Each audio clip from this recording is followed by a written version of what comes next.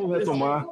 Muito bem, estamos aqui nos corredores, no túnel do tempo do Senado. O deputado Nicolas Ferreira acabou de fazer ali as suas perguntas, né, nessa oitiva do G. Dias. Qual a sua análise? Acha que ele foi pontual em tudo que disse, deputado? O general basicamente se excusou de todas as minhas perguntas.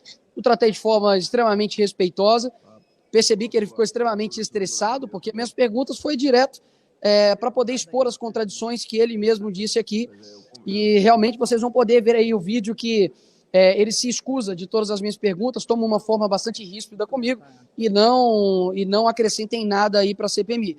Eu deixei bem claro que uma pessoa que estava lá dentro, né, e que não chamou somente um pelotão, que não acionou o plano escudo, ele precisa ser indiciado por esse relatório. Mas claramente a gente vê que o relatório é completamente parcial, a senadora Elisiane não trabalha como uma juíza, mas sim como quase que uma advogada de causa do que ela está defendendo aqui. Então deixei isso bem claro e acredito que ele ficou bastante incomodado com as minhas perguntas, viu? Deputado, a nossa audiência está questionando aqui no chat, principalmente sobre uma possibilidade dele ser preso, já que há evidências dele estar mentindo e trazer posições contraditórias. Eu disse o seguinte, por muito menos outros coronéis da PM estão presos.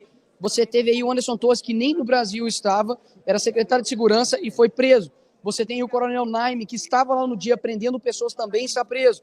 Enfim, diversas outras pessoas estão pagando o preço realmente aí. E o G. Dias, né, que estava lá, general do Lula, simplesmente está saindo impune aí, obviamente, por uma blindagem. Então, inclusive, o pedido de prisão dele está pronto e a gente provavelmente aí vai pedir isso em um futuro próximo aí. Obrigada, deputado. E agora a gente conversa com o senador Magno Malta. Obrigada por participar aqui conosco. Senador, o senhor já fez ali os seus questionamentos. Qual foi a sua impressão? O senhor acredita que ele falou a verdade? Ele estava muito bem treinado, né? Ele, junto com a relatora, parecia uma dupla sertaneja bem afinada, assim, bem ensaiado, né?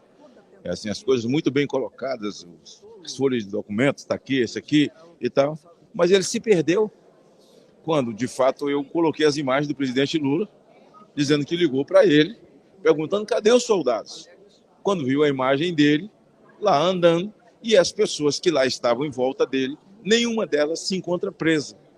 E ele disse que prendeu mais de 100 lá no segundo andar. E essas desceram pela escada.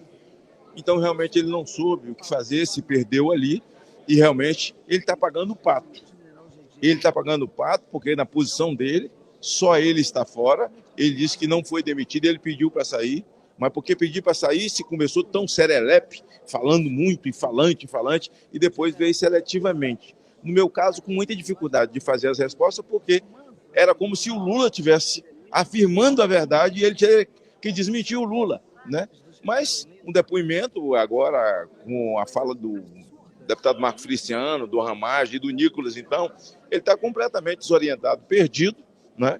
A gente está se preparando, porque a gente sabe que nesse relatório final, esse governo, se realmente tivermos um relatório sério, ele será indiciado, mas que tudo indica, o relatório está pronto e ele não será, nós vamos tomando as nossas providências. Eu acho que a questão das imagens que envolve o Flávio Dino, uma série de outras coisas que envolve ele também, porque ele disse que no começo, quando ele estava serelepe, que as imagens, algumas foram distorcidas e outras editadas. Realmente, do Fantástico foram editadas. E 4 câmeras do Palácio do Planalto foram desligadas por ação humana quando aconteceu a invasão. Tem isso também?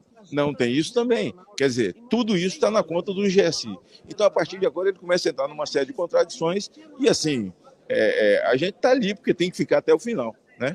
Mas aguentar ouvindo mentiras de narrativas, ele realmente foi muito bem treinado para aquele primeiro momento, em que a dupla sertaneja cantou muito bem, mas a partir das nossas perguntas, realmente nervoso, foi mal educado com o Nicolas e tal, porque não sabia o que responder assim, era muito mais fácil dizer não vou responder do que ser mal educado. Ele foi mal educado e não respondeu, porque também não tem o que responder. E no final de contas, é aquela história que eu contei no final. É exatamente isso, o cara que liga para cobrar o outro, e aí você vai me pagar ou não vai? O cara disse, olha, eu não posso te pagar porque eu não te devo nada, quem te deve é a pessoa jurídica, né? O cara falou assim, pô, mas se eu der um tiro na pessoa jurídica, mata?